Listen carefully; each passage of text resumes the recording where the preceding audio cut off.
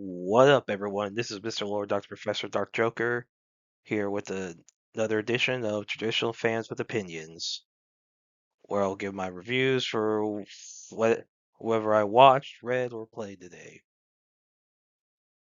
And who are Traditional Fans with Opinions? That is myself, and that is you, the viewers. With all that being said, on with the reviews. Once Upon Witch's Death, episodes 8. So in this one, with the Planet Core project going on, Meg has to do a bunch of tasks for Faust, which leaves her with basically no time to collect the happy tears. During one of her, I guess, errands, she sees this girl named Mary with a purple scar on her that no one else can see.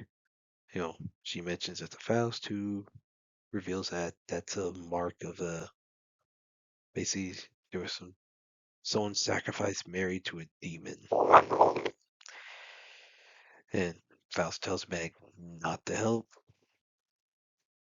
Meg doesn't listen and learns that Mary's mother, Jill, has the same scar. And it's revealed that Mary's father, Ted, is the one who cursed them.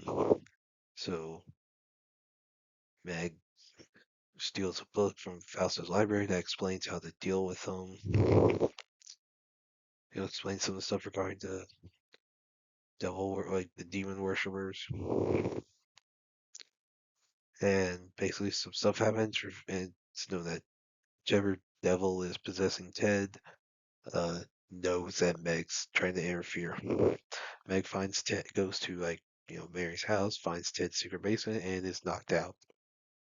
And she sees Mary and Jill tied up, basically. So what? So Ted reveals what he wants to do: sacrifice his family to this demon so that he can take revenge on everyone in his life because he basically hates everyone. Faust saves Meg and banishes the demon and Ted to hell, but she loses her left thumb. Jill and Mary move away. Faust says that since she's a witch, she'll have to face very bad dangers, have to make hard decisions. And basically, she should just do the right thing. So, Meg promises Mary that she'll get stronger as a witch so that if she comes across similar situations, she'll be able to save someone like Ted instead of, sending him to hell. So yeah, I thought this was a decent episode. Interesting we got to some demon stuff, even though it is ironic you have witches being against demons. There's well, in a lot of fiction and a lot of history, well, witches usually are allies with demons. So it's interesting to see it be the other way around. Which I mean, we do see it the other way around. Times you have good witches.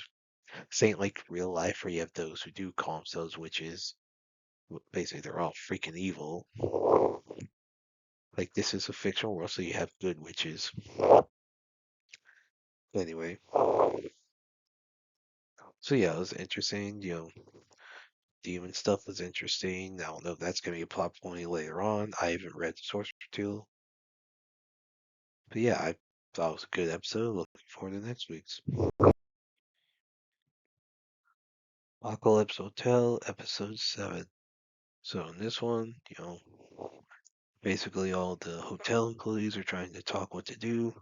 Ponko sees like this, I guess she reads a Nostradamus prophecy and thinks that attackers will eventually come to Earth. So she recommends to build what she calls a rod from God, basically it's a weapon to kill invaders.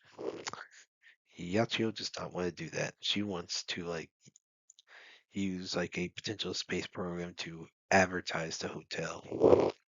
So argument, Popko gets sad. She even does this whole like political campaign for it.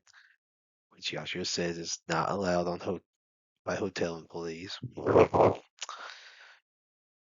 Basically, Yashiro reads some of the Nostradamus stuff. Basically, they talk things out, and Ponko reveals that basically the Tanuki's home planet was destroyed, and they had to run, and she doesn't want to run anymore. So they basically, so basically everyone, Yacho then agrees to build the rod from God, so everyone builds a space rocket, builds a weapon, all that. And then, since Yacho just sees a robot, she runs on solar power. She can last longer in space, so she goes to space. And, the launch is successful, then Yacho's just drifting in space. And that's how the episode ends.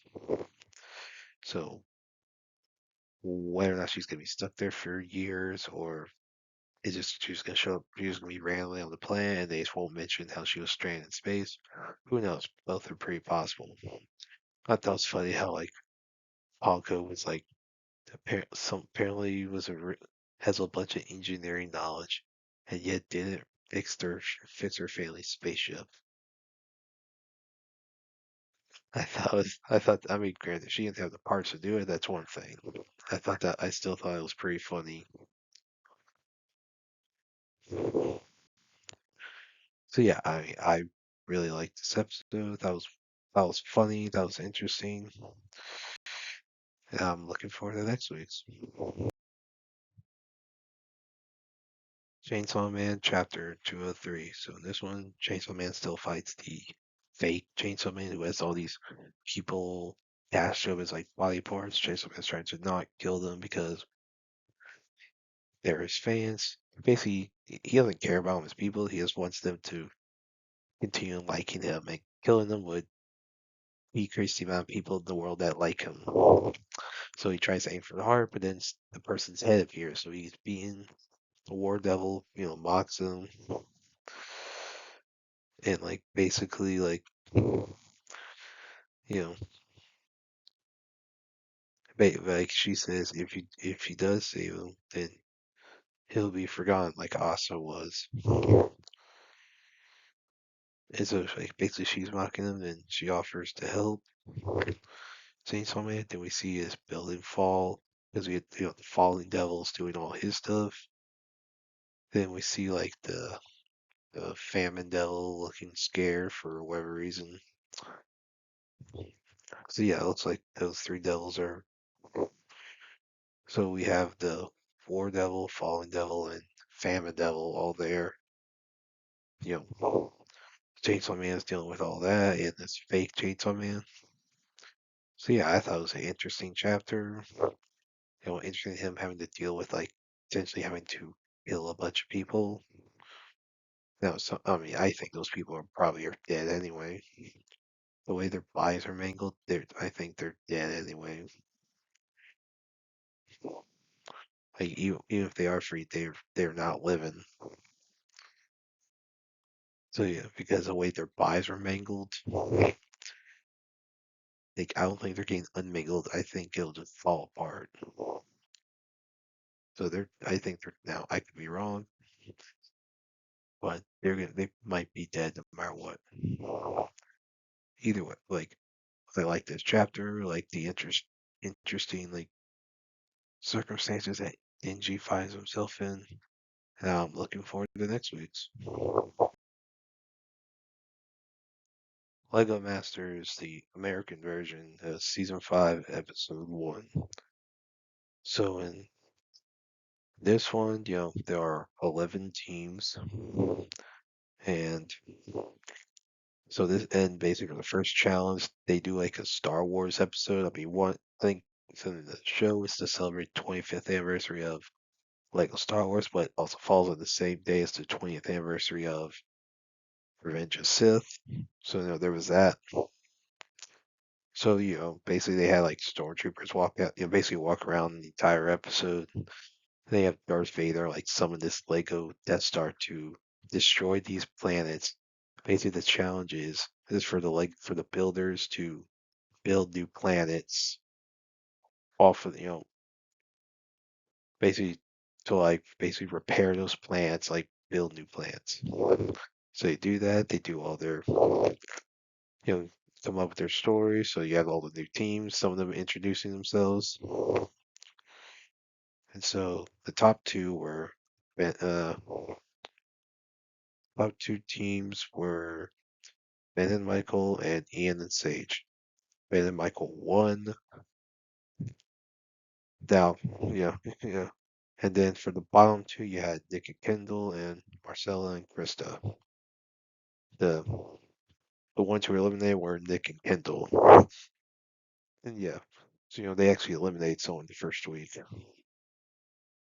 So yeah, I thought this was a good episode. This is a good reality show. It's mostly about them building Legos. This While this show occasionally does mention some like backstory stuff, it doesn't waste too much time with it. It largely keeps backstories to the side and focuses on Legos, which is what viewers want. We want to focus on Legos. Now, like I like the Star Wars twist. I like that they use original trilogy characters and not sequel trilogy characters. I mean, saying they use Vader and Stormtroopers. They ain't use like Kylo Ren and that retard armor, that retarded Stormtrooper armor.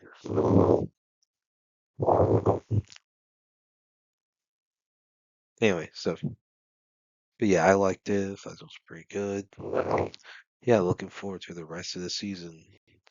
See what other challenges the builders have. And that's it. Did y'all like the stuff I reviewed? And if you have your own opinions about all that, you put all that in the comments. Thank you for watching, and like, subscribe, and all that. And look forward to the next video.